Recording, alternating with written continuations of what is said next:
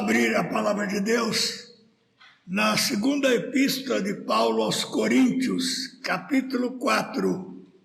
Segunda epístola de Paulo aos Coríntios, capítulo 4. Iniciando a nossa leitura no versículo 1, leremos até o versículo 6. Pelo que, tendo este ministério, segundo a misericórdia que nos foi feita, não desfalecemos. Pelo contrário, rejeitamos as coisas que por vergonhosas se ocultam, não andando com astúcia, nem adulterando a palavra de Deus. Antes nos recomendamos à consciência de todo homem, na presença de Deus, pela manifestação da verdade. Mas se o nosso evangelho ainda está encoberto, é para os que se perdem que está encoberto, nos quais o Deus deste século cegou o entendimento dos incrédulos, para que lhes não resplandeça a luz do evangelho da glória de Cristo, o qual é a imagem de Deus. Porque não nos pregamos a nós mesmos, mas a Cristo Jesus como Senhor, e a nós mesmos como vossos servos, por amor de Jesus. Porque Deus que disse, das trevas resplandecerá a luz, Ele mesmo resplandeceu em nosso coração para a iluminação do conhecimento da glória de Deus na face de Cristo. Eu gostaria que os irmãos repetissem comigo o versículo 4. Versículo 4. Nos quais o Deus deste século cegou o entendimento dos incrédulos, para que lhes não resplandeça a luz do evangelho da glória de Cristo, o qual é a imagem de Deus. Que o Senhor nos abençoe, os irmãos podem se sentar. Meus amados irmãos, como podemos perceber no texto que acabamos de ler, o apóstolo Paulo está dando um testemunho público a respeito do seu ministério, mostrando que por causa da graça de Deus e da sua misericórdia que foram feitas a ele, ele não desfalecia, ele podia enfrentar tudo que enfrentou e manter a sua fidelidade ao Senhor, a sua integridade apostólica. E como verdadeiro apóstolo do Senhor Jesus, ele tinha uma tarefa enorme que todos nós ainda temos hoje, que é rejeitar as coisas vergonhosas que se ocultam por causa da astúcia de pessoas que adulteram a palavra de Deus. E o apóstolo Paulo podia dizer que se recomendava à consciência de todo homem na presença de Deus pela manifestação da verdade. É assim que nós devemos também nos comportar como servos de Deus. Mas ele fala também daqueles em cujo coração o evangelho não penetra, não produz os resultados que deveria produzir. E no versículo 3 ele diz, se o nosso evangelho ainda está encoberto, é para os que se perdem que está encoberto. E no versículo 4 ele faz a afirmação que nós repetimos, nos quais o Deus deste século cegou o entendimento dos incrédulos, para que lhes não resplandeça a luz do evangelho da glória de Cristo, o qual é a imagem de Deus. Meus amados, da mesma maneira como uma pessoa pode ser fisicamente cega, ela pode também ser espiritualmente cega, a despeito de todo o conhecimento que ela possa ter da palavra de Deus, a sua familiaridade com as coisas de Deus, conhecimento das coisas espirituais. Ela pode ter tudo isso, mas não ter uma experiência profunda de fé salvadora em Cristo Jesus. Sem dúvida que a perda desse sentido da visão é uma das piores perdas que uma pessoa pode ter. mas a perda da visão espiritual é ainda muito mais trágica e muito mais perniciosa. E esta cegueira, meus amados irmãos, é muito comum. Muitas vezes nós encontramos pessoas cegas andando pelas calçadas das nossas cidades. Aquela bengalinha branca, testando tudo que tem em volta, ou às vezes um cão guia que leva a pessoa com segurança onde quer que ela precise ir. Mas muito pior do que esta cegueira física é a cegueira espiritual, que é tão comum, principalmente nos dias atuais. E essa cegueira, meus amados irmãos, ela se manifesta de muitas maneiras. Ela é produzida por muitas causas, e uma delas é a ocupação com este mundo e com tudo aquilo que há neste mundo. Esse estado de coisas que nos envolve, o comportamento dos homens, o comportamento reprovável das pessoas com as quais nós temos que conviver todos os dias, e às vezes elas podem influenciar de tal maneira aqueles que não conhecem a verdade pura do Evangelho, influenciar de tal maneira que eles fiquem cada vez mais cegos, impossibilitados completamente de verem a luz da salvação, a luz do Evangelho. E há ainda o problema da consciência, às vezes cauterizada das pessoas.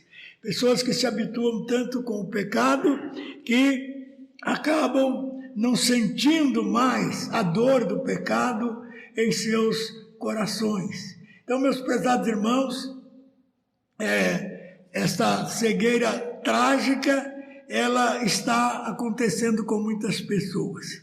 E muitos estão olhando de perto para as oportunidades do pecado, praticando o pecado. E também outra coisa que nós percebemos é como algumas pessoas brincam com o pecado, não levam o pecado a sério. Então, isso tudo faz com que essa cegueira predomine nos corações, predomine nas pessoas. E nós temos, meus amados irmãos, várias passagens na Bíblia que falam dessas trevas. E só o Senhor Jesus é que pode libertar aquele que tem essa cegueira espiritual. Alguns tipos de cegueira hoje já tem solução na medicina, na cirurgia. E eu me lembro de uma pessoa lá em Minas Gerais que tem um problema na família deles, todos com certa idade ficam cegos. E esse senhor ficou cego, e mais tarde, com a tecnologia avançada na medicina oftalmológica, ele conseguiu um implante de retina e voltou a ver. E ele ficou impressionado com as cores que há muitos anos ele não via e que voltou a ver. E uma das coisas que o impressionou foram os automóveis. Quando ele tinha visão, só tinha automóvel de cor preta. E agora ele via automóvel de todas as cores. Mas foi uma experiência interessante da visão reconquistada desse homem. Mas muito mais deslumbrante, muito mais importante é a visão espiritual que a pessoa recebe. Jesus disse: eu sou a luz do mundo, e quem me segue não andará nas trevas, pelo contrário, terá a luz da vida. Então, em Jesus, nós podemos vencer a cegueira espiritual. Então, é importante.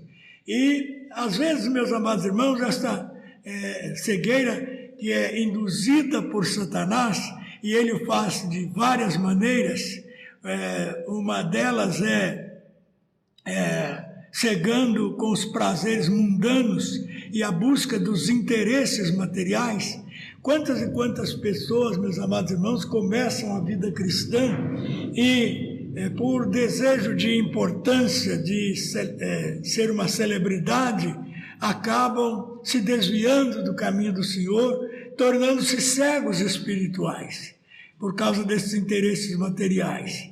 E outros são, às vezes, também cegados por causa do amor que agasalham a um pecado secreto. Pecado que a igreja não conhece, o pastor não conhece, a esposa não conhece, a sociedade não conhece, mas Deus conhece. Deus sabe que Ele existe, que Ele está presente no coração, porque Ele sonda os corações. E por causa desta cegueira, meus amados irmãos, as pessoas caminham sem saber para onde vão. É o que acontece com o cego. E outros também são cegados por seguirem o grupo. Essas pessoas falham em romper com a multidão, com a maioria do povo. Aquele ditado, vox populi, vox dei, voz do povo, voz de Deus, nem sempre é verdadeiro. Às vezes, a voz não é de Deus. A voz pode ser do demônio, pode ser de Satanás, e ele induz as pessoas a ter, meus amados irmãos, a conquistar esta cegueira espirituais. Então, há outras pessoas também que acabam ficando cegas por repetidamente se levantarem em objeção às verdades espirituais, verdades fundamentais da palavra de Deus, verdades imprescindíveis para a nossa salvação, e muitas pessoas, às vezes, levantam objeções contra essas verdades. Outros são influenciados também e cegados pelos falsos mestres. O apóstolo Paulo, antes de dizer a respeito desta cegueira espiritual, ele fala daqueles que são fraudulentos na pregação do Evangelho, não pregam o Evangelho verdadeiro, não pregam o Evangelho de salvação, não pregam o Evangelho. É muito fácil você descobrir que tipo de Evangelho as pessoas estão pregando. Se você vai numa igreja, só escuta o seguinte: Deus vai te dar a vitória, Deus vai estar com você, Deus vai fazer isso, amanhã você tem uma resposta da sua oração, no fim desta semana Deus vai falar com você. Isso não é a pregação do Evangelho. Não é isso que Paulo pregou, não é isso que João pregou, não é isso que nenhum dos apóstolos pregaram. Então, meus amados irmãos, a pregação verdadeira conforme o apóstolo Paulo diz, ele não queria saber de outra coisa, a não ser de Cristo e este crucificado. Então, meus amados irmãos, esta cegueira é trágica, é pior do que a cegueira física, certamente esta cegueira espiritual. E, meus amados irmãos, nós temos também algumas passagens nas Escrituras que mostram muitas vezes que esta cegueira espiritual pode ser já um juízo de Deus sobre a incredulidade de muitas pessoas. As pessoas persistem tanto na incredulidade que acabam não tendo mais a visão que deveriam ter das coisas espirituais. Isaías 44:18, por exemplo, diz o seguinte: nada sabem, nem entendem, porque se lhes grudaram os olhos, para que não vejam, e o seu coração já não pode entender. Isso é juízo de Deus.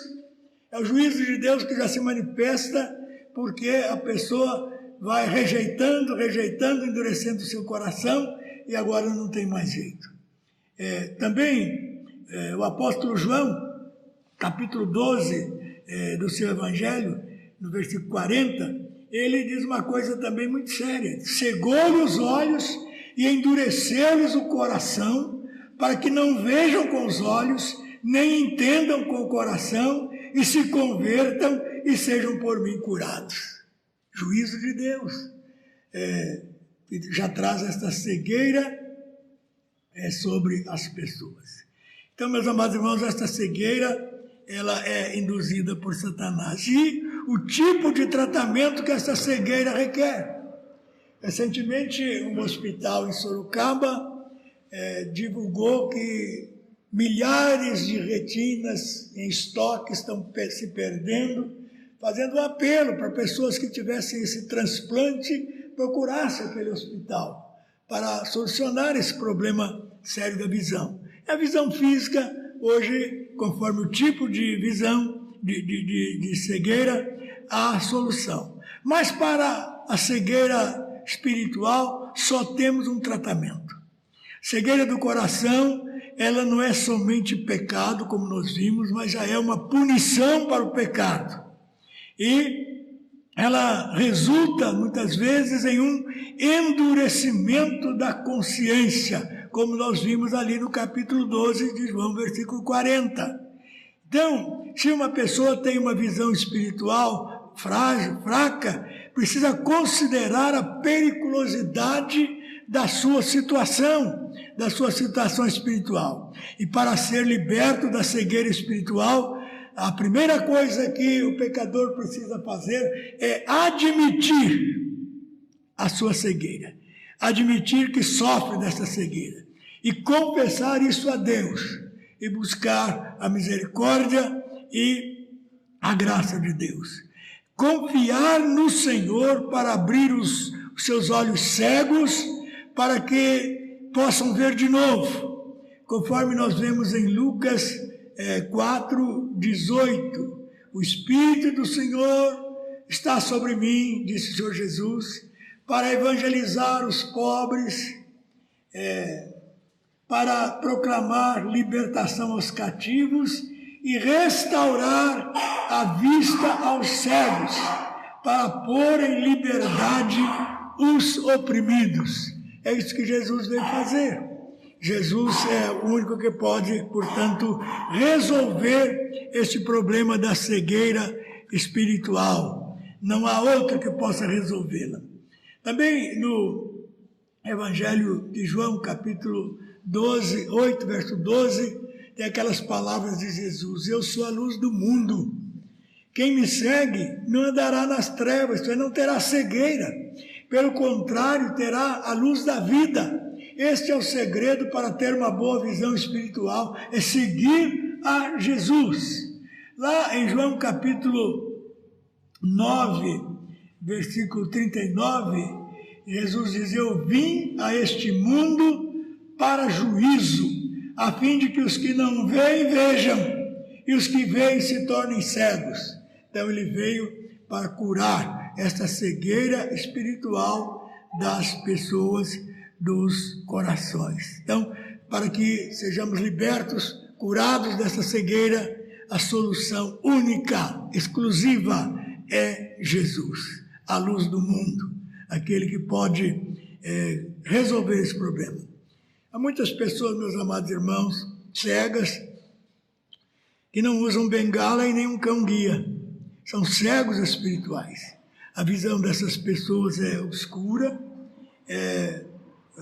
a visão física não é obscura, mas os seus olhos espirituais são cegos como uma rocha, cegos como uma pedra. Só Deus é que pode permitir que esta pessoa tenha novamente uma visão das coisas espirituais. E é para isso que Jesus Cristo veio a este mundo. Ele pode fazer isso na vida de qualquer pessoa, desde que reconheça a sua cegueira e busque a Deus, e busque a Jesus, a luz do mundo, e vai então receber completamente a cura da sua cegueira. Portanto, meus amados irmãos, que nós busquemos sempre o Senhor Jesus, para que jamais o Deus deste século venha cegar os nossos olhos. Satanás está à procura disso. Ele quer que a luz do Evangelho não resplandeça no nosso coração.